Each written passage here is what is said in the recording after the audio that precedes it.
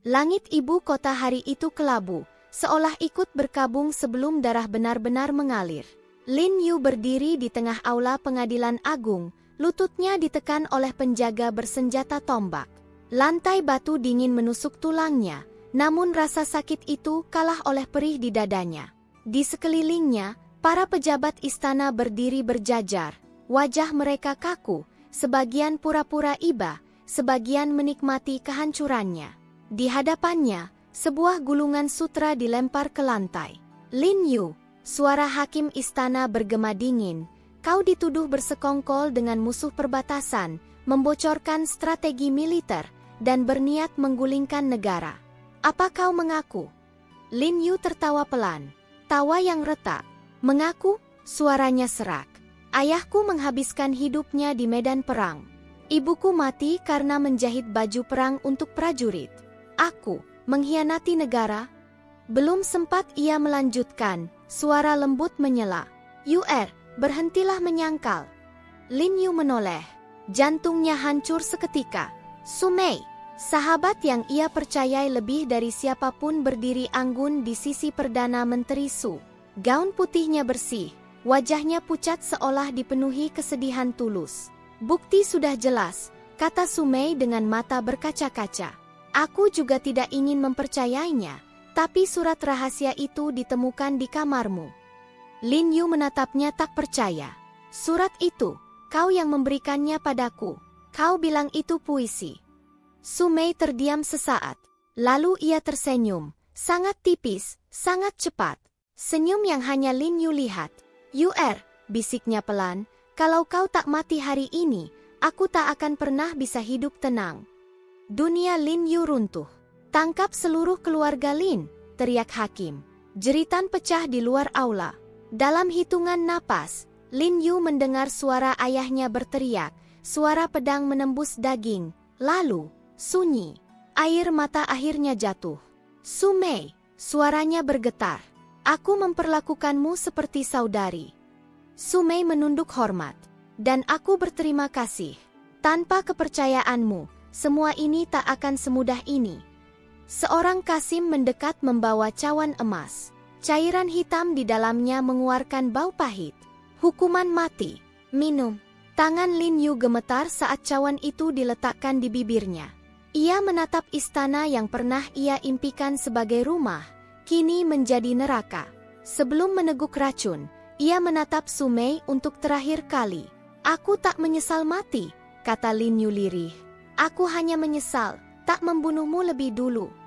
Racun membakar tenggorokannya. Dunia berputar. Saat tubuhnya roboh ke lantai dingin, satu pikiran terakhir mengikat jiwanya. Jika ada kehidupan berikutnya, matanya memerah oleh kebencian. "Aku akan menuntut darah kalian satu persatu." Rasa sakit itu belum pergi. Tenggorokan Lin Yu masih terasa terbakar, seolah racun itu terus mengalir di pembuluh darahnya. Dadanya sesak, paru-parunya menjerit minta udara. Ia mencoba membuka mata, namun kegelapan menelannya kembali. "Sudah mati?" Suara itu muncul entah dari mana. Bukan suara hakim, bukan pula suara Su Mei. Lebih lembut, lebih hidup. Jantung Lin Yu berhenti berdetak. Nama itu, cara memanggil itu, telah terkubur bersama kepalanya yang menggelinding di lantai istana. Ia terpaksa membuka mata. Cahaya matahari menyilaukan, terlalu terang untuk neraka. Tirai sutra berwarna biru muda bergoyang pelan ditiup angin musim semi. Bau kayu cendana dan teh hangat memenuhi udara. Ini, kamarnya. Kamar masa kecilnya. Lin Yu terlonjak duduk, napasnya terengah-engah. Tangannya gemetar saat menyentuh dadanya.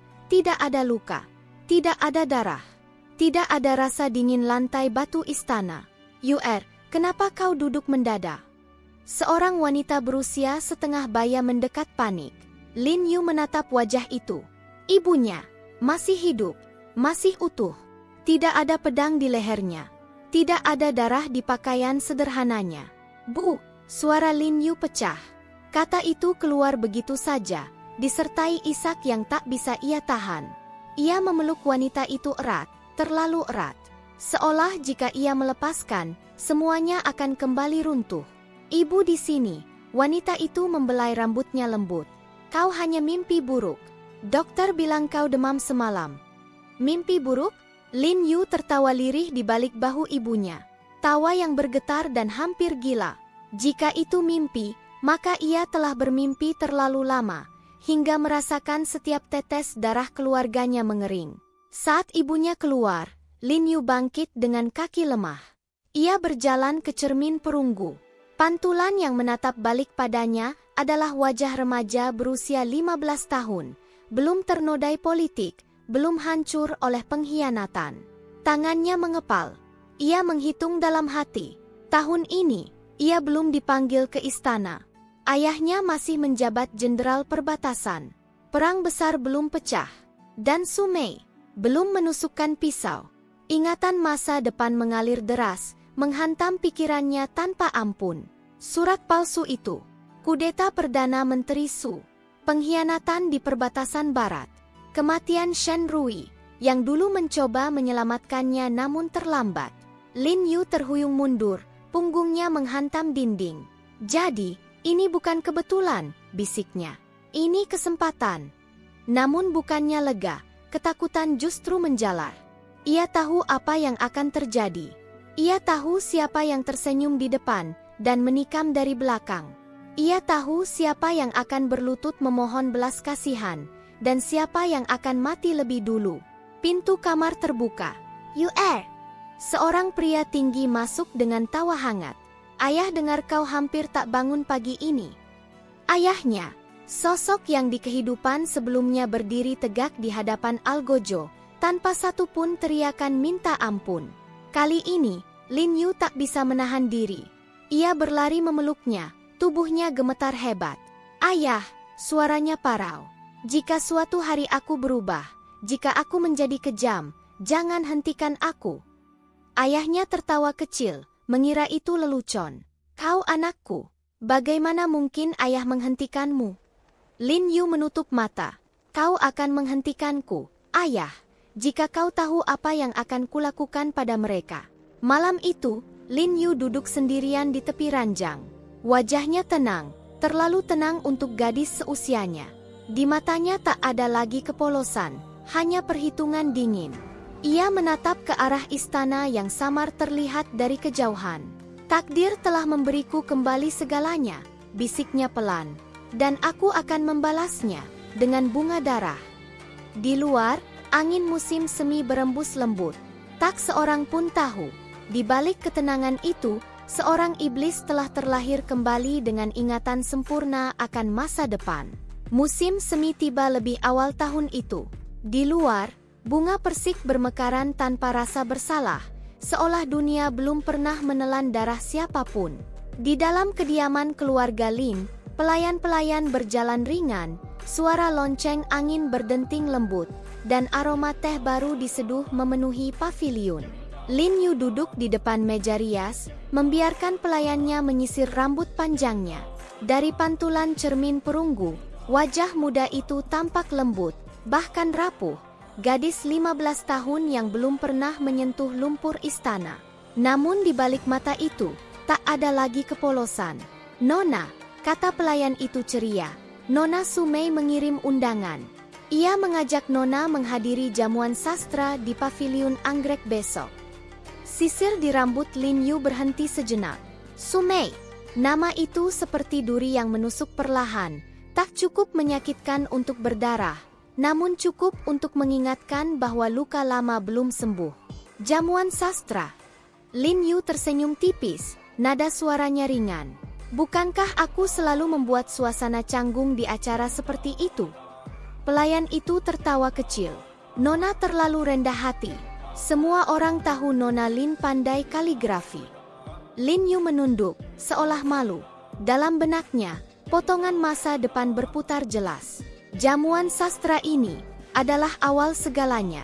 Di kehidupan sebelumnya, di tempat inilah Su Mei mulai mendorongnya masuk ke lingkaran bangsawan istana. Disinilah ia pertama kali dipuji berlebihan, dipamerkan, lalu perlahan dijadikan pion yang terlihat terlalu bersih untuk dicurigai. Katakan pada Nona Su, ujar Lin Yu akhirnya, Aku sedang tidak enak badan. Mungkin lain kali. Pelayan itu terkejut. Nona yakin? Biasanya Nona Su akan. Aku yakin. Nada suaranya lembut, namun tegas. Pelayan itu menunduk dan pergi. Saat pintu tertutup, senyum Lin Yu memudar. Ia berdiri dan berjalan ke jendela. Dari sana, jalan batu menuju istana tampak berkilau di bawah matahari. Menjauh dari Sumei terlalu tiba-tiba akan mencurigakan. Tapi mendekat, sama saja dengan menyerahkan lehernya lagi. Aku tidak bisa memotong benang itu sekarang, gumamnya pelan. Aku harus mengurainya, satu helai demi satu. Keesokan harinya, Lin Yu tetap keluar rumah. Bukan menuju paviliun anggrek, melainkan kuil Qingyun, tempat para gadis bangsawan sering berdoa untuk keberuntungan dan jodoh. Tempat aman, terbuka, dan penuh telinga. Kuil itu ramai, namun tenang. Asap dupa membubung, lonceng kecil berdenting saat angin menyentuhnya. Lin Yu berjalan perlahan, langkahnya ringan, wajahnya menunduk sopan. Nona Lin. Suara itu datang dari belakang. Manis, familiar, dan penuh kepura-puraan. Lin Yu berhenti dan berbalik. Sumei berdiri beberapa langkah darinya, mengenakan gaun hijau pucat. Senyumnya hangat, mata besarnya memantulkan keterkejutan palsu. Aku dengar kau sakit. Aku khawatir sekali, katanya sambil mendekat. Ternyata kau di sini. Lin Yu mengangkat mata perlahan, seolah baru menyadari kehadirannya. Meijie, aku hanya ingin menenangkan hati. Ia memilih kata itu dengan hati-hati. Di kehidupan sebelumnya, ia akan berlari menyambut Sumei, menggenggam tangannya erat, dan menceritakan segalanya tanpa saring.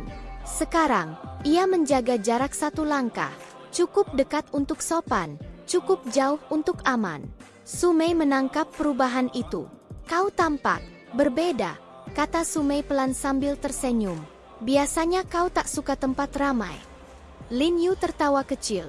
Orang berubah seiring usia, bukan? Jawaban aman. Tidak menyangkal, tidak mengakui. Mata Sumei menyipit sesaat, namun cepat kembali lembut. Benar.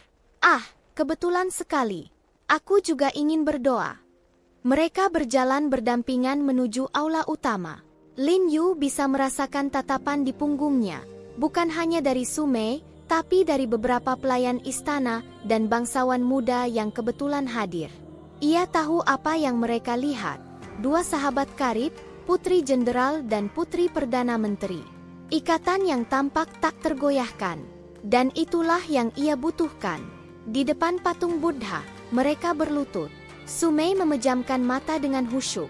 Lin Yu ikut menunduk, namun pikirannya tajam. Di kehidupan sebelumnya, Sumei berdoa agar Lin Yu bersinar terang. Cukup terang untuk menarik iri dan kebencian orang lain, cukup terang untuk dibakar. Sekarang, Lin Yu menyelipkan sehelai kertas tipis ke dalam wadah persembahan. Di atasnya hanya satu kalimat.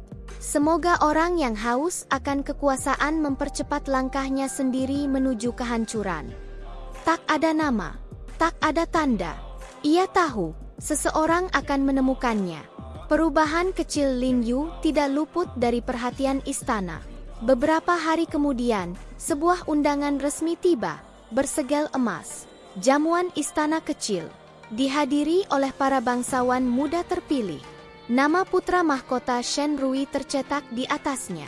Di kehidupan sebelumnya, Lin Yu gemetar menerima undangan ini. Ia datang dengan rasa takut, terlalu berhati-hati, terlalu ingin menyenangkan semua orang. Shen Rui kala itu hanya mengingatnya sebagai gadis pendiam dengan tatapan sedih. Kali ini, ia tersenyum tipis. Takdir, bisiknya, kau datang lebih cepat. Aula timur istana dipenuhi cahaya lampu minyak.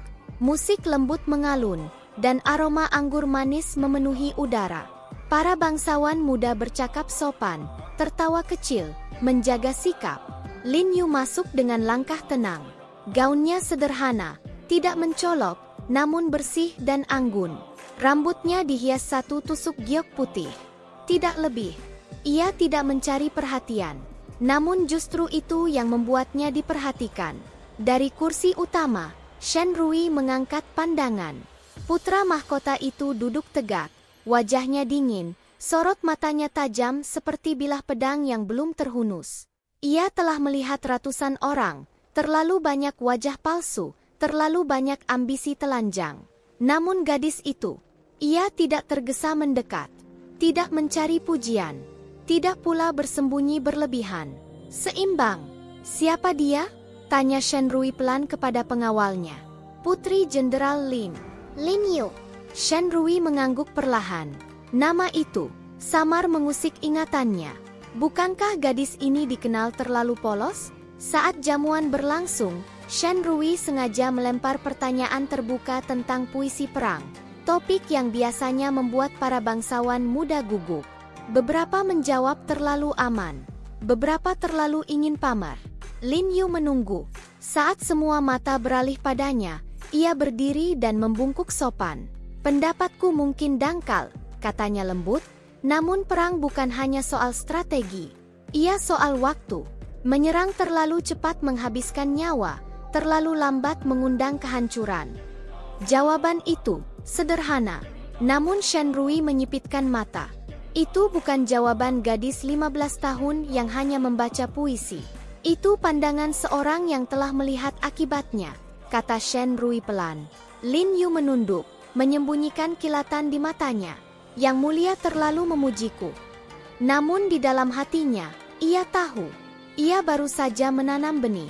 Malam itu, saat Lin Yu meninggalkan istana, Su Mei menatapnya dari kejauhan. Senyum Su Mei tetap manis, namun tangannya mengepal. Bisiknya pelan, kau berubah. Tapi tak apa. Ia tersenyum tipis. Aku masih punya banyak waktu. Di kereta, Lin Yu memejamkan mata. Perang belum dimulai. Darah belum tumpah. Namun papan catur telah terbentang. Dan untuk pertama kalinya, ia bukan lagi bidah. Perubahan tidak selalu datang seperti badai. Kadang ia hadir sebagai bisikan kecil. Terlalu lembut untuk disadari. Terlalu samar untuk disangkal. Namun cukup untuk menggoyahkan fondasi yang selama ini dianggap kokoh. Su Mei mulai merasakannya. Awalnya hanya perasaan tak nyaman, seperti seseorang berdiri di belakangnya terlalu lama. Senyumnya masih dipuji, puisinya masih disanjung, dan undangan jamuan masih mengalir deras. Namun ada sesuatu yang berubah. Tatapan orang-orang tidak lagi sepenuhnya hangat. Dan ia tahu, perubahan itu berpusat pada satu orang. Lin Yu. Lin Yu duduk di paviliun air milik keluarga Zhang, tempat jamuan teh sore para bangsawan muda diadakan. Air kolam memantulkan cahaya matahari sore, dan ikan koi berenang tenang di bawahnya. Tenang, tak menyadari dunia di atasnya sedang bermain licik. Nona Lin, ujar seorang gadis bangsawan sambil tersenyum ramah. Aku dengar kau menolak jamuan sastra Nona Su lagi. Pertanyaan itu dilontarkan seolah tanpa maksud, namun Lin Yu menangkapnya dengan sempurna.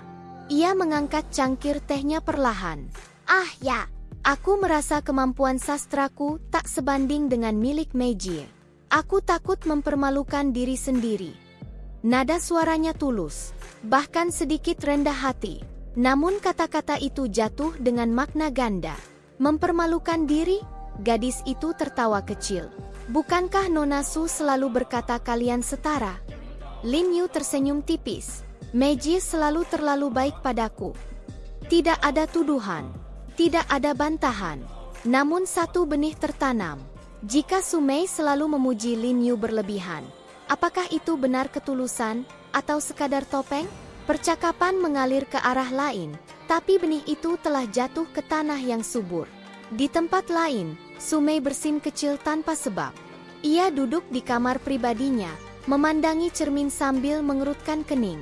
Perhiasan giok di rambutnya masih sama, wajahnya masih sempurna. Namun untuk pertama kalinya, ia merasa bayangan di cermin tidak sepenuhnya berada di bawah kendalinya. Apa yang kau lakukan, Lin Yu? Gumamnya. Sementara itu, Lin Yu melangkah lebih jauh, namun tetap tak terlihat. Ia tidak menyerang Su Mei secara langsung. Ia tidak menyebar rumor kasar. Ia hanya mengatur ulang panggung. Dalam satu jamuan, ia dengan santai menyebutkan bahwa Sumei terlalu sibuk, hingga lupa menghadiri doa keluarga bangsawan tertentu. Di jamuan lain, ia menyebut bahwa Sumei selalu memikul tanggung jawab berat membantu ayahnya, hingga mungkin terlalu lelah untuk urusan persahabatan. Setiap kalimat terdengar seperti pembelaan. Namun hasilnya sama. Putri Perdana Menteri, memang ambisius ya? Kurasa dia terlalu ingin tampil sempurna. Apakah dia sungguh tulus, atau hanya pandai memainkan peran? Bisikan-bisikan itu mulai beredar, pelan, tanpa wajah, tanpa sumber. Dan Sumei tidak bisa melawan sesuatu yang tidak bisa ia tangkap. Di saat yang sama, Lin Yu menanam benih lain, lebih berbahaya. Benih kepercayaan. Di aula timur istana, Shen Rui memandangi peta wilayah timur laut. Konflik kecil telah muncul. Dua pejabat daerah berselisih soal pengiriman logistik. Masalah sepele, namun berpotensi menjadi presiden buruk. Jika aku memihak salah satu, kata Shen Rui dingin, yang lain akan menyimpan dendam. Para penasehat terdiam. Lin Yu berdiri sedikit ke belakang. Ia tidak diundang bicara, dan itu disengaja. Namun Shen Rui meliriknya. Putri Lin, kau tampak ingin mengatakan sesuatu. Lin Yu tampak terkejut, lalu membungkuk cepat. Aku tidak berani, Yang Mulia. Katakan. Ia menarik napas seolah ragu. Jika aku salah, mohon dihukum. Keberanian yang disertai kerendahan, kombinasi yang jarang. Masalah ini bukan tentang siapa yang benar, lanjutnya pelan. Melainkan siapa yang akan mengawasi siapa setelah keputusan dibuat. Ia menunjuk dua wilayah di peta. Gerakan kecil, tidak mencolok. Jika Yang Mulia menempatkan pengawas netral di jalur distribusi, kedua pihak akan merasa diawasi dan terpaksa patuh. Sunyi menyelimuti ruangan. Shen Rui menatapnya lama. Itu bukan solusi pejabat muda, katanya perlahan. Itu cara berpikir seorang penguasa. Lin Yu menunduk. Aku hanya tidak ingin Yang Mulia dipaksa memilih musuh. Jawaban itu menghantam tepat sasaran. Hari itu, konflik diselesaikan tanpa darah, tanpa pemberontakan, dan nama Lin Yu tercatat di ingatan Shen Rui. Sejak hari itu, Shen Rui mulai memanggil Lin Yu lebih sering. Bukan sebagai penasihat resmi, itu terlalu mencolok, melainkan sebagai pendengar tambahan. Namun setiap kali ia berbicara, ia tepat, tidak berlebihan, tidak sok tahu.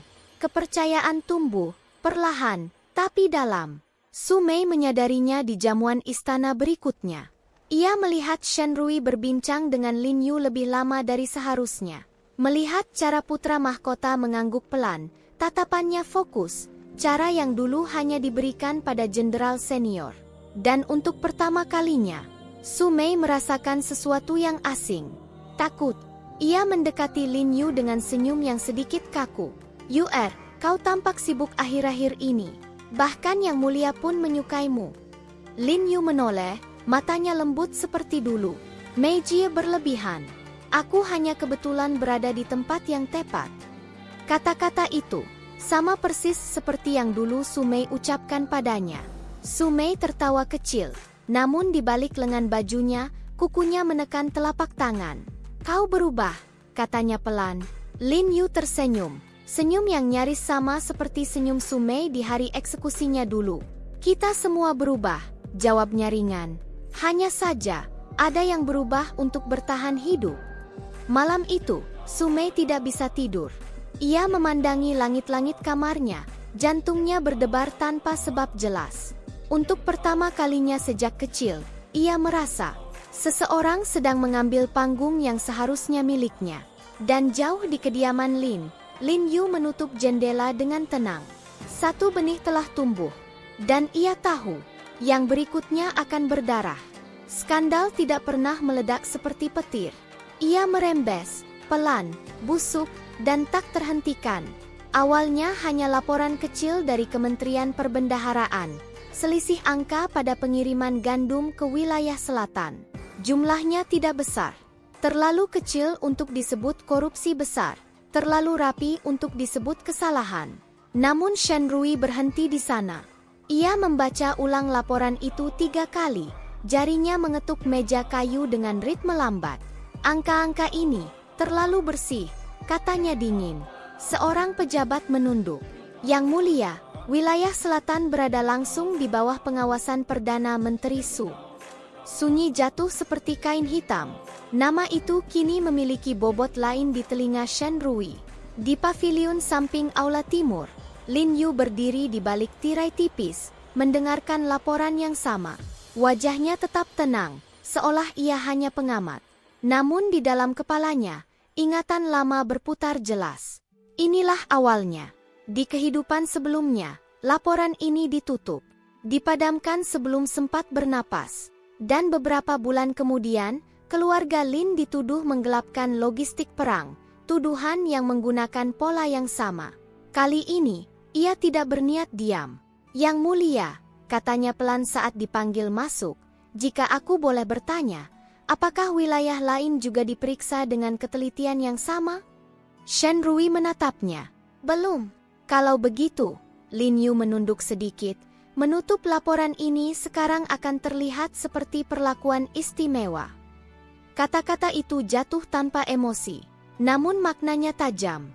Shen Rui tersenyum tipis, senyum yang tidak mengandung kehangatan. Kau benar. Hari itu, penyelidikan diperluas. Di kediaman Perdana Menteri Su, gelas giok pecah menghantam lantai. Apa maksud putra mahkota? Bentak Perdana Menteri Su, wajahnya merah padam. Ia berani menyentuh wilayahku. Su Mei berdiri di sampingnya, punggungnya tegak, wajahnya pucat namun terkontrol. Ayah, ini bukan kebetulan. Perdana Menteri Su menoleh. Maksudmu? Lin Yu, kata Su Mei pelan, namun penuh kebencian. Sejak dia berubah, segalanya mulai bergeser. Ayahnya mendengus. Seorang gadis kecil. Seorang gadis kecil yang kini didengarkan putra mahkota, balas Su Mei cepat. Dan gadis kecil yang tahu kapan harus berbicara, dan kapan harus diam. Perdana Menteri Su terdiam. Itu yang berbahaya. Penyelidikan bergerak cepat. Terlalu cepat untuk dihentikan secara bersih. Pejabat tingkat menengah ditangkap. Dokumen lama digali. Jalur distribusi yang selalu aman ternyata bocor ke gudang pribadi. Tidak cukup untuk menjatuhkan Perdana Menteri Su, namun cukup untuk merobek lapisan pelindungnya. Dalam sidang istana, Shen Rui berbicara datar. Mulai hari ini, wilayah selatan akan berada di bawah pengawasan ganda. Kementerian Perbendaharaan dan Dewan Sensor. Itu bukan hukuman mati, namun itu adalah tamparan publik. Perdana Menteri Su membungkuk, senyum kaku terpasang. Putra mahkota bijaksana. Namun di balik lengan bajunya, tangannya bergetar. Kekuasaan yang telah ia genggam puluhan tahun, mulai terlepas. Su Mei tidak lagi tersenyum di rumah. Ia mondar-mandir di kamar, kuku jarinya digigit hingga berdarah. Setiap bisikan di luar terasa seperti ejekan. Setiap tawa pelayan terdengar seperti pengkhianatan. Ini belum cukup untuk menjatuhkanku, pikirnya.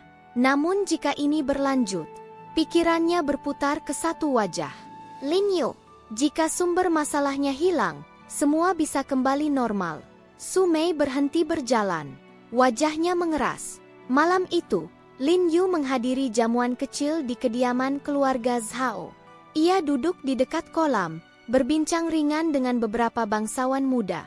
Lampu lentera memantul di air, angin malam sejuk menyentuh kulit.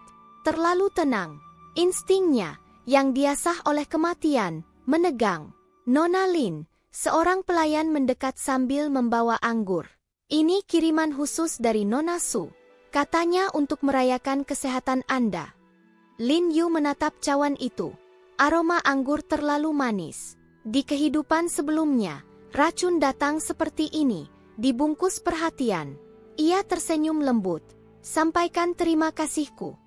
Tangannya terangkat, lalu berhenti. Namun aku sedang minum obat. Mungkin pelayanku saja. Pelayan itu ragu sesaat. Terlalu lama. Lin Yu menangkap perubahan kecil di matanya. Letakkan di sana, katanya sambil menunjuk meja batu. Aku akan meminumnya nanti.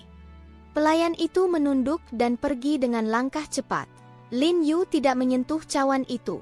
Beberapa saat kemudian, seekor kucing liar melompat ke meja dan menjilat sisa anggur yang tumpah. Tak sampai 10 napas, kucing itu kejang dan mati. Suasana berubah seketika. Jeritan pecah. Jamuan kacau. Lin Yu berdiri, wajahnya pucat yang kali ini bukan kepura-puraan. Ia menatap cawan itu lama. Jadi kau memilih jalan ini, pikirnya dingin. Begitu cepat. Keesokan harinya, kabar menyebar. Upaya pembunuhan di jamuan Zhao. Racun tingkat tinggi. Targetnya Putri Jenderal Lin. Nama Su Mei tidak disebut. Namun semua orang tahu siapa yang punya motif. Di istana, Shen Rui menutup laporan dengan wajah gelap. Dia berani, katanya lirih. Lin Yu berdiri di hadapannya, menunduk. Yang mulia, mungkin aku hanya terlalu sensitif. Shen Rui menatapnya tajam. Atau kau terlalu berbahaya bagi seseorang? Ia menghela napas panjang. Mulai sekarang, pengawalanmu ditingkatkan. Lin Yu mengangguk pelan. Di dalam hatinya, tak ada rasa takut. Hanya kepastian. Di kediaman Su Mei duduk sendirian di depan cermin. Tangan yang biasanya anggun kini gemetar. Gagal, bisiknya. Bayangan di cermin tersenyum aneh. Senyum yang hampir gila. Tak apa, katanya pada dirinya sendiri. Jika racun tak berhasil, masih ada cara lain. Ia menatap bayangannya dengan mata merah. Lin Yu, bisiknya penuh kebencian, kau memaksaku. Dan jauh di tempat lain, Lin Yu menatap langit malam. Angin berembus dingin. Ia tahu, permainan telah melewati titik tanpa kembali. Hujan turun malam itu, tipis namun tanpa jeda. Lin Yu berdiri di paviliun timur istana, menatap tirai hujan yang mengaburkan lentera-lentera di kejauhan. Sejak upaya pembunuhan gagal, pengawal ditempatkan lebih rapat, langkah-langkah bergema lebih sering, istana terasa semakin sempit. Putri Lin, suara Shen Rui datang dari belakang. Tidak keras, namun cukup untuk membuatnya menegakkan punggung. Ia berbalik dan membungkuk. Yang mulia. Shen Rui mendekat, berdiri di sampingnya. Untuk sesaat, mereka hanya menatap hujan. Keheningan itu terasa aneh, tidak canggung, namun penuh sesuatu yang belum terucap. Kau tahu racun itu akan datang, kata Shen Rui akhirnya. Datar. Bukan firasat. Bukan kebetulan. Lin Yu menegang. Jari-jarinya mengencang di balik lengan baju. Aku melihat pola, jawabnya hati-hati. Dan Su Mei semakin terdesak. Bukan itu, Shen Rui menoleh, menatapnya lurus. Kau tahu kapan dan bagaimana. Seperti, kau pernah menyaksikannya. Hujan terdengar lebih keras. Untuk sesaat, Lin Yu ingin tertawa. Ingin mengatakan kebenaran. Ingin berteriak bahwa ia telah mati sekali. Bahwa dunia ini adalah pengulangan yang pahit. Namun ia menahan diri. Jika Shen Rui menjauhinya sekarang, semua akan runtuh. Ada hal-hal, katanya pelan, yang tak bisa kujelaskan tanpa terdengar gila. Shen Rui memandangnya lama. Wajahnya tetap dingin, namun mata itu, tidak mencari celah untuk menuduh. Aku tidak bertanya agar kau mengaku, katanya akhirnya. Aku bertanya karena aku ingin tahu, apakah aku bisa mempercayaimu. Lin Yu mengangkat wajahnya, dan jawabannya? Shen Rui tersenyum tipis. Aku sudah mempercayaimu sejak kau menyarankanku untuk tidak memilih musuh. Kata-kata itu menghantam lebih keras dari tuduhan apapun. Jika kau menyimpan rahasia, lanjutnya, maka itu rahasiamu. Selama tujuan kita sama. Lin Yu menunduk, napasnya goyah. Yang mulia, suatu hari, rahasia ini mungkin menyeretmu ke dalam bahaya. Kalau begitu, Shen Rui berkata ringan, aku akan menghadapinya bersamamu. Hujan masih turun, namun dada Lin Yu terasa hangat, perasaan yang hampir ia lupakan. Sejak malam itu, kerja sama mereka menjadi lebih rapat. Di balik tirai dan peta, Lin Yu memberi peringatan halus. Pejabat mana yang tampak bersih namun berbahaya? Kebijakan mana yang akan memicu perlawanan tersembunyi? Ia tidak pernah berkata akan terjadi, hanya berpotensi. Namun Shen Rui selalu mendengar. Satu demi satu, jebakan politik keluarga Su terurai. Aliansi mereka melemah. Orang-orang yang dulu bersembunyi di bawah bayang-bayang Perdana Menteri Su mulai dijauhkan dengan alasan sah. Dan di sela rapat panjang itu, hal kecil mulai tumbuh. Secangkir teh yang selalu diletakkan Shen Rui di sisi Lin Yu sebelum rapat dimulai. Cara ia menyesuaikan langkah agar sejajar dengannya saat berjalan.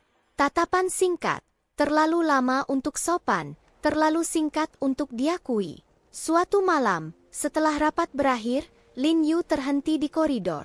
"Yang mulia," katanya pelan, "mengapa kau tidak takut padaku?" Shen Rui berhenti. "Karena aku melihat ketakutanmu," jawabnya. "Dan orang yang takut kehilangan, jarang mengkhianati." Lin Yu terdiam. Untuk pertama kalinya sejak terlahir kembali, ia tidak merasa sendirian. Dan di kejauhan, di balik tembok istana, seseorang menggertakkan gigi. Su Mei menyadari satu hal dengan jelas. Ia bukan hanya kehilangan kendali, ia kehilangan hati putra mahkota. Dan itu adalah kekalahan yang tidak bisa ia terima. Malam itu terlalu sunyi. Tidak ada angin. Tidak ada suara serangga. Bahkan lentera-lentera istana menyala tanpa berkedip, seolah seluruh dunia menahan napas. Lin Yu berjalan sendirian di koridor batu menuju paviliun bunga salju. Jalan yang jarang dilalui, namun indah. Ia mengenakan jubah tipis berwarna pucat, tanpa hiasan mencolok. Pengawalnya tertinggal beberapa puluh langkah di belakang, sesuai perintahnya sendiri. Ia tahu, malam ini, Su Mei tidak akan menunggu lebih lama. Langkah kaki lembut terdengar di belakangnya. 1, 2, terlalu ringan untuk penjaga, terlalu teratur untuk pelayan. Lin Yu tidak menoleh. Tangannya mengepal di balik lengan baju, jantungnya berdetak stabil, tenang dengan cara yang mengerikan. Ia telah memikirkan skenario ini ratusan kali, di kehidupan lama dan baru. Sebuah bayangan bergerak cepat. Kilatan dingin menyambar dari samping. Lin Yu berbalik setengah detik lebih lambat dari yang seharusnya. Cukup lambat untuk membuat bilah belati menggores lengannya. Darah segera merembes, hangat dan nyata. Ia terhuyung mundur, jatuh ke lantai batu. "Berani juga kau datang sendirian?" Suara itu muncul dari balik pilar. Su Mei melangkah keluar. Wajahnya tak lagi menyembunyikan apapun. Senyum manisnya lenyap, digantikan tatapan tajam penuh kebencian. Di tangannya, belati berlumur darah berkilau di bawah cahaya lentera. "Kau benar-benar ingin mati, Yuer," katanya dingin. Lin Yu menekan lengannya yang terluka, napasnya terengah. Kali ini bukan sandiwara sepenuhnya. "Meiji, kau terlalu gegabah." Su Mei tertawa pelan. "Gegabah? Tidak, aku sudah terlalu sabar." Ia mendekat perlahan. Setiap langkahnya penuh keyakinan. "Kau pikir aku tidak tahu? Tentang laporan palsu yang tiba di istana? Tentang orang-orangku yang tiba-tiba mengaku?" Lin Yu menatapnya dengan mata basah, paduan antara sakit dan ejekan halus. "Jadi kau mengakui?" "Tak perlu lagi berpura-pura," Su Mei memotong, suaranya bergetar oleh emosi. "Kau telah mencuri segalanya dariku. Perhatian, kekuasaan, bahkan Shen Rui." Nama itu membuat Lin Yu tersenyum tipis. "Itu cukup. Penjaga!" Su Mei tiba-tiba berteriak. "Putri Lin berkhianat. Ia mencoba membunuhku." Dalam sekejap, langkah kaki berat menggema. Namun yang muncul bukan penjaga Su Mei. Puluhan prajurit bersenjata mengepung koridor. Baju zirah mereka berkilau, lambang putra mahkota terukir jelas. Di antara mereka, Shen Rui melangkah maju, wajahnya gelap seperti malam tanpa bulan. Su Mei membeku. "Yang mulia?" Suaranya bergetar. Lin Yu terengah, lalu perlahan bangkit dengan bantuan seorang penjaga. Darah di lengannya terlihat jelas, merah kontras di kain pucat. "Meiji," katanya pelan, "kau selalu lupa satu hal." "Apa?" Su Mei berbisik. Aku tidak pernah berjalan tanpa saksi. Shen Rui mengangkat tangan. Seorang prajurit maju membawa gulungan dokumen, diikuti 2 orang pejabat Dewan Sensor. Su Mei, kata Shen Rui dingin, kau dituduh bersekongkol dengan utusan negara musuh, memalsukan laporan logistik, dan mencoba membunuh Putri Jenderal Lin. Fitnah, teriak Su Mei panik. Dia yang merencanakan semua ini. Benarkah? Shen Rui memberi isyarat lagi. Seorang pria tua diseret maju, wajahnya pucat, tubuhnya gemetar. Aku adalah kurir rahasia Nona Su, katanya terbata. Surat-surat ini ditujukan ke perbatasan barat. Surat itu dibuka. Segel asing terlihat jelas. Su Mei mundur 1 langkah. Tidak, itu palsu. Dan belati itu, Shen Rui menatap senjata di tangannya, dilapisi racun militer yang hanya bisa diperoleh lewat jalur istana. Sunyi, Su Mei menatap Lin Yu, tatapan liar, penuh kebencian, hampir putus asa. Kau menjebakku, bisiknya. Lin Yu menatap balik tanpa senyum. Tidak, Mei Jie. Aku hanya memberimu kesempatan untuk melakukan apa yang paling kau inginkan. Untuk sesaat, Su Mei tampak akan runtuh. Namun sebelum prajurit bergerak, dentuman keras mengguncang istana. Jeritan terdengar dari kejauhan. Api menyala di sayap barat. Lonceng darurat berbunyi bertalu-talu, memecah keheningan seperti teriakan kematian. Seorang perwira berlari tergesa-gesa. Yang mulia, gerbang luar direbut. Pasukan Perdana Menteri Su bergerak. Wajah Shen Rui mengeras. Kudeta, gumamnya. Su Mei tertawa. Tawa putus asa yang berubah menjadi histeris. Ayah tidak akan membiarkanku jatuh sendirian. Ia menatap Lin Yu dengan mata merah. Kau menang 1 langkah, tapi aku akan menyeretmu ke neraka bersamaku. Shen Rui memberi perintah cepat. Amankan Su Mei, lindungi Putri Lin. Namun Su Mei bergerak lebih cepat. Ia menarik pin kecil di sabuknya dan melempar sesuatu ke lantai. Asap hitam meledak, menutup pandangan seketika. Teriakan dan benturan terdengar. Dalam kekacauan itu, Su Mei berlari. Kejar, teriak Shen Rui. Namun Lin Yu tidak bergerak. Ia berdiri di tengah asap, darah masih menetes dari lengannya. Wajahnya pucat namun matanya dingin dan fokus. Yang mulia, katanya cepat, ini belum berakhir. Ini hanya awal. Shen Rui menatap api yang menjilat langit malam. Aku tahu, jawabnya pelan. Dan kali ini, tidak akan ada belas kasihan. Di kejauhan, genderang perang mulai ditabuh. Istana, yang selama ini penuh bisikan dan senyum palsu, akhirnya menampakkan wajah aslinya. Malam itu, darah akan mengalir. Dan takdir tak lagi bisa ditunda. Perang yang seharusnya datang setahun kemudian, meledak dalam 1 malam. Genderang perang mengguncang ibu kota sebelum fajar menyingsing. Api masih menyala di sayap barat istana ketika pasukan Perdana Menteri Su secara terbuka mengibarkan panji pemberontakan. Jalan-jalan dipenuhi suara sepatu zirah, jeritan warga, dan derap kuda yang memekakkan telinga. Langit memerah, bukan oleh matahari, melainkan oleh kobaran api. Shen Rui berdiri di menara pengawas, menatap kota yang runtuh lebih cepat dari perhitungannya. Dia bergerak terlalu cepat, katanya dingin. Ini bukan rencana matang, ini langkah putus asa. Tidak, jawab Lin Yu pelan di sampingnya. Ini rencana terakhir. Ia menggenggam pagar batu dengan tangan gemetar, bukan karena takut, melainkan karena ingatan lama menghantamnya bertubi-tubi. Di kehidupan sebelumnya, pasukan Su menunggu musim dingin. Mereka memanfaatkan kelaparan, pengkhianatan perbatasan, dan keterlambatan logistik. Ribuan prajurit mati bahkan sebelum bertempur. Kali ini, semuanya terjadi sekarang. Yang mulia, Lin Yu menoleh cepat, jangan kirim pasukan utama ke gerbang barat. Shen Rui mengernyit, itu jalur tercepat. Dan jalur kematian, balasnya tegas. Mereka sudah menyiapkan jebakan api dan pemanah tersembunyi. Dalam 3 jam, mayat akan menumpuk setinggi dinding. Kata-katanya terlalu pasti. Para jenderal saling berpandangan. Shen Rui menatap Lin Yu lama, lalu mengangguk. Alihkan pasukan ke Sungai Bei. Tutup jalur suplai mereka. Perintah dikirim. Dan untuk pertama kalinya, roda takdir berbelok tajam. Perang meluas keluar kota dalam 2 hari. Pasukan keluarga Su, yang selama ini bersembunyi di balik administrasi dan pena, akhirnya menanggalkan topeng. Mereka cepat, brutal, dan kejam. Desa-desa dibakar untuk memutus jalur komunikasi. Tawanan dibunuh untuk menyebar ketakutan. Namun setiap langkah mereka, seperti telah dibaca lebih dulu.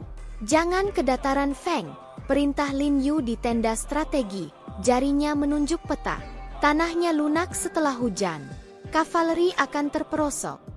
Mustahil kau tahu cuaca 3 hari ke depan, bantah seorang jenderal.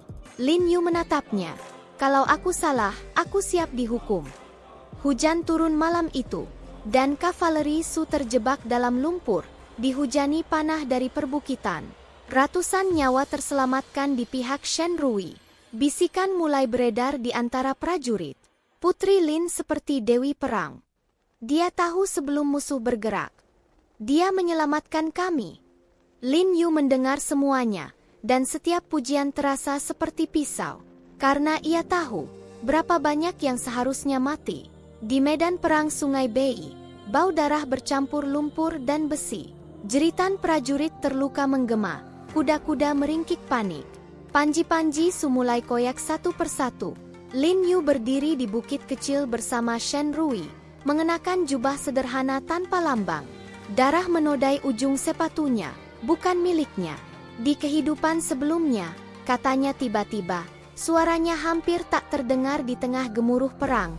Tempat ini menjadi kuburan massal. Shen Rui menoleh tajam. Dan sekarang mereka masih hidup. Ia menunjuk ke barisan prajurit yang berhasil mundur teratur, membawa rekan-rekan mereka yang terluka. Untuk sesaat, Shen Rui tidak melihat penasihat. Ia melihat seorang wanita yang menanggung terlalu banyak kematian di bahunya. Kau tidak perlu memikul semuanya sendiri, katanya pelan. Lin Yu tersenyum lemah. Aku sudah memikulnya sekali, dan gagal.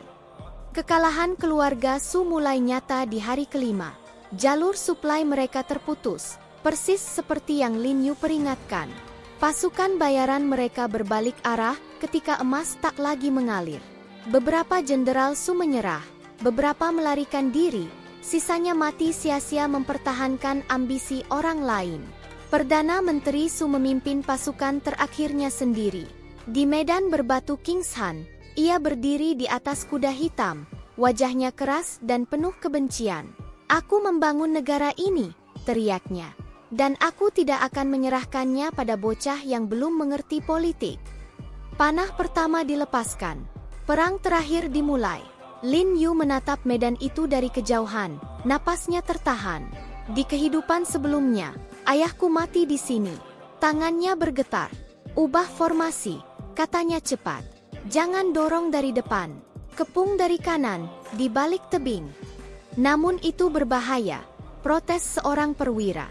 Aku tahu, jawab Lin Yu. Karena disitulah ayahku dulu gugur. Semua terdiam. Shen Rui mengangkat tangan. Ikuti perintahnya. Manuver itu berhasil. Mahal, namun tidak sia-sia. Pasukan Su terjepit. Formasi mereka runtuh. Panji mereka jatuh satu persatu, diinjak lumpur dan darah. Perdana Menteri Su terjatuh dari kudanya, ditarik turun oleh prajurit. Perang berakhir. Senja turun perlahan. Medan perang dipenuhi tubuh-tubuh tak bergerak. Angin membawa bau besi dan kematian. Lin Yu berjalan perlahan di antara prajurit yang terluka, membantu sebisanya, memberi air, memberi perintah medis, memberi kata-kata terakhir bagi yang sekarat. Ribuan nyawa terselamatkan, namun ribuan lainnya tetap hilang. Ia berhenti di sebuah bukit kecil dan menatap matahari tenggelam. Takdir berubah, bisiknya, tapi harga darahnya tetap ada. Shen Rui berdiri di sampingnya, namun lebih sedikit dari sebelumnya. Lin Yu menoleh, matanya berkaca-kaca. Itu saja yang kuinginkan. Di kejauhan, bendera keluarga Su dibakar. Api menjilat kain itu hingga menjadi abu. Keluarga Su kalah telak. Dan roda takdir, akhirnya, berputar ke arah yang berbeda. Namun Lin Yu tahu, perang terbesarnya belum selesai. Aula Pengadilan Agung kembali dipenuhi manusia. Namun kali ini, tidak ada bisikan ringan atau senyum penuh intrik. Udara terasa berat, seolah setiap tarikan napas membawa bau darah yang belum sepenuhnya mengering dari medan perang. Lin Yu berdiri di sisi kanan aula, mengenakan pakaian hitam sederhana. Tidak ada perhiasan, tidak ada lambang kemenangan. Wajahnya tenang, terlalu tenang untuk seseorang yang akhirnya berdiri di ambang akhir dendamnya. Di tengah aula, Su Mei berlutut. Rambutnya terurai acak, gaun sutranya robek dan ternoda lumpur. Tidak ada lagi putri Perdana Menteri yang anggun. Yang tersisa hanyalah seorang perempuan dengan mata cekung dan wajah pucat, gemetar di bawah tatapan ratusan pejabat. Bawa terdakwa, perintah Shen Rui. Rantai besi ditarik. Su Mei tersentak maju, lututnya menghantam lantai batu dengan bunyi nyaring. Ia terengah, dadanya naik turun tidak beraturan. Su Mei, suara Shen Rui bergema dingin. Kau dituduh bersekongkol dengan musuh negara, mencoba membunuh Putri Jenderal Lin, memalsukan bukti, dan menghasut kudeta. Setiap tuduhan seperti palu menghantam. Tidak, tidak, Su Mei menggeleng keras. Aku difitnah. Aku hanya... Diam, potong Shen Rui. Seorang pejabat Dewan Sensor maju membawa gulungan-gulungan dokumen. Ini surat-surat rahasia kepada negara musuh, dengan segel pribadimu. Ini catatan emas yang kau kirimkan kepada tentara bayaran. Dan ini, pengakuan para kurirmu. Satu persatu, bukti dibuka. Nama Su Mei tertera jelas. Tulisan tangannya, segelnya. Tidak ada ruang untuk menyangkal. Bisikan berganti menjadi keheningan mematikan. Su Mei terdiam. Bibirnya bergetar. Matanya mencari satu wajah di aula. Satu-satunya wajah yang dulu selalu berdiri di sisinya. Lin Yu, aku hanya ingin bertahan. Su Mei tiba-tiba berteriak, suaranya pecah. Aku hanya ingin menjadi lebih baik darimu. Salahkah itu? Kata-kata itu menggema, mentah dan memalukan. Beberapa pejabat menunduk. Yang lain memalingkan wajah. Su Mei menyeret tubuhnya ke depan, rantai berderak di lantai. Ia berhenti tepat di hadapan Lin Yu, berlutut rendah hingga dahinya menyentuh batu dingin. Tidak. Putri Lin, isaknya. Aku mohon. Kita tumbuh bersama. Kau bilang aku seperti saudari. Tangannya terulur, gemetar. Aku salah. Aku mengaku. Tapi aku tidak pantas mati seperti ini. Lin Yu menatapnya dari atas. Untuk sesaat, bayangan masa lalu muncul. Dua gadis muda tertawa di bawah pohon persik, berbagi rahasia, berbagi mimpi. Lalu bayangan itu hancur. Ia melihat kembali darah ayahnya, jeritan ibunya, lantai istana yang dingin saat racun membakar tenggorokannya. Su Mei, kata Lin Yu akhirnya. Suara itu tenang, dingin, tanpa kebencian. Kau tidak berdiri di sini karena aku, lanjutnya. Kau berdiri di sini karena pilihanmu sendiri. Air mata Su Mei mengalir deras. Aku hanya iri. Kau selalu punya segalanya. Tidak, potong Lin Yu pelan. Aku punya apa yang kau buang. Ia menatap lurus ke mata Su Mei. Kau memilih jalan ini sendiri. Kata-kata itu jatuh seperti vonis terakhir. Su Mei menjerit, jeritan panjang, patah, tak lagi manusiawi. Ia berusaha meraih Lin Yu, namun prajurit segera menariknya kembali. Shen Rui berdiri. Putusan, katanya dingin. Perdana Menteri Su, pengkhianat negara, dihukum mati. Seluruh aset disita. Putra-putrinya yang terlibat langsung, dihukum mati. Anggota keluarga lainnya diasingkan ke perbatasan utara, tanpa hak kembali. Suara itu tidak bergetar. Seperti pedang yang jatuh satu kali. Su Mei membeku, matanya kosong, jeritannya berhenti, digantikan tawa kecil yang patah. Lin Yu, bisiknya terakhir kali, kau menang. Lin Yu tidak menjawab. Ia tidak merasa menang. Ia hanya merasa selesai. Eksekusi berlangsung keesokan paginya. Lin Yu tidak hadir. Ia berdiri di paviliun sunyi, menatap kolam air yang tenang. Daun gugur jatuh satu persatu, membentuk lingkaran kecil di permukaan air. Suara genderang eksekusi terdengar jauh, datar, final. Satu kehidupan berakhir. Satu siklus tertutup. Shen Rui berdiri di belakangnya. Kau tidak menyesal? Lin Yu menggeleng perlahan. Aku menyesal, pernah mempercayainya. Ia mengangkat wajah ke langit kelabu. Namun aku tidak menyesal mengakhirinya. Angin berembus pelan. Dan untuk pertama kalinya sejak terlahir kembali, dada Lin Yu terasa sedikit lebih ringan. Namun ia tahu, kebencian yang membawanya sejauh ini, kini harus ia lepaskan. Karena hanya dengan itu, akhir yang benar-benar damai bisa tercapai. Musim semi kembali datang ke ibu kota. Kali ini bukan dengan bau asap dan darah, melainkan aroma tanah basah dan bunga yang mekar perlahan. Dinding istana yang dulu menyimpan bisikan dan jeritan kini disapu cahaya matahari pagi, hangat, tanpa rasa bersalah. Lin Yu berdiri di paviliun teratai, mengenakan jubah putih sederhana. Rambutnya dibiarkan terurai setengah, tanpa mahkota, tanpa simbol kekuasaan. Air kolam di depannya tenang, memantulkan bayangan langit biru yang bersih. Teratai mulai bermekaran. Dulu, di kehidupan yang telah mati, ia pernah berdiri di istana ini sebagai terdakwa. Lututnya ditekan ke lantai batu, kepalanya ditundukkan oleh tuduhan palsu. Hari ini, ia berdiri sebagai dirinya sendiri. Tidak berlutut, tidak menunduk, hanya bernapas. Langkah kaki terdengar di belakangnya. Upacara penobatan akan dimulai sebentar lagi, kata Shen Rui lembut. Ia kini mengenakan jubah naga hitam berbenang emas, kaisar baru dinasti Agung. Wajahnya tetap dingin di mata publik, namun di hadapan Lin Yu, ketegangan itu mengendur. Lin Yu menoleh. Untuk sesaat, mereka hanya saling memandang, bukan sebagai penguasa dan calon permaisuri, melainkan sebagai dua jiwa yang telah melewati kematian bersama. Apa kau siap? Tanya Shen Rui. Lin Yu terdiam sejenak. Aku siap, jawabnya akhirnya. Bukan untuk mahkota, tapi untuk hidup. Shen Rui tersenyum tipis. Senyum yang jarang, namun tulus. Aula agung dipenuhi suara genderang upacara. Para pejabat berlutut rapi, kepala tertunduk. Tidak ada lagi keluarga Su. Tidak ada lagi wajah-wajah yang dulu bersandar pada kekuasaan kotor.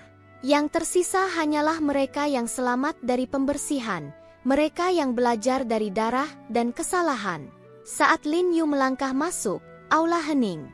Gaun permaisuri membalut tubuhnya dengan anggun, berwarna putih gading dengan sulaman teratai emas. Setiap langkahnya mantap, tidak tergesa, tidak ragu. Ia tidak melihat lantai batu. Ia melihat ke depan. Dengan ini, suara pejabat upacara bergema. Lin Yu diangkat sebagai permaisuri agung, pendamping sah Kaisar Shen Rui. Mahkota teratai diletakkan di kepalanya. Dingin, berat, namun tidak menyesakkan. Lin Yu mengangkat wajahnya, menatap ke arah singgasana. Di sana, Shen Rui menatapnya, bukan sebagai penguasa yang memilih pasangan, melainkan sebagai pria yang akhirnya menepati janji, berjalan sejajar, bukan di depan atau di belakang. Pemerintahan baru dimulai perlahan, tidak dengan perintah keras, melainkan dengan perbaikan yang tenang. Lin Yu duduk di balik tirai permaisuri dalam sidang-sidang penting, mendengarkan, menimbang, dan berbicara saat perlu. Ia mendorong penghapusan pajak darurat yang dulu dipakai untuk membiayai perang keluarga Su. Ia membuka kembali gudang gandum untuk wilayah yang terluka. Rakyat tidak butuh balas dendam, katanya suatu malam pada Shen Rui. Mereka butuh waktu untuk pulih.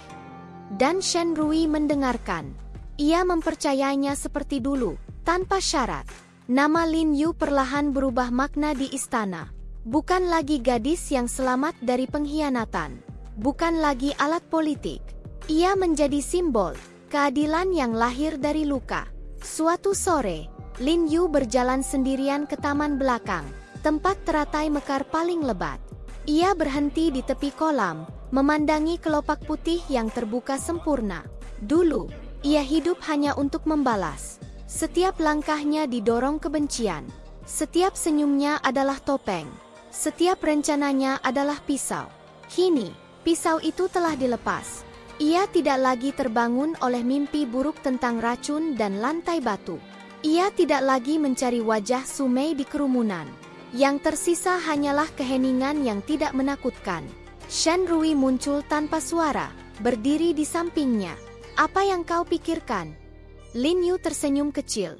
Aku berpikir, seandainya aku tidak terlahir kembali, dunia ini tetap akan berjalan. Namun mungkin, dengan lebih banyak kuburan. Shen Rui menatap teratai. Dan kau mengubahnya. Lin Yu menggeleng pelan. Aku hanya memilih untuk berhenti membenci. Ia mengangkat wajah ke langit biru. Cahaya matahari menyentuh pipinya dengan lembut. Di sana, tidak ada dewa yang mengawasi, tidak ada takdir yang menertawakan. Hanya hidup. Jika ada kehidupan berikutnya, katanya pelan, hampir seperti doa. Aku ingin hidup tanpa kebencian sejak awal. Shen Rui meraih tangannya. Tidak menggenggam erat. Tidak mengekang. Hanya cukup untuk memastikan ia tidak sendirian. Di kejauhan, lonceng istana berdentang, tanda hari baru. Teratai di kolam terbuka sepenuhnya, berdiri bersih di atas air yang dulu keruh. Lin Yu menatapnya, lalu tersenyum tenang. Untuk pertama kalinya, senyum itu tidak menyembunyikan apapun. Tanda panah kanan tebal 2 balas dendam telah tuntas. Takdir telah dipatahkan. Dan hati, akhirnya, damai.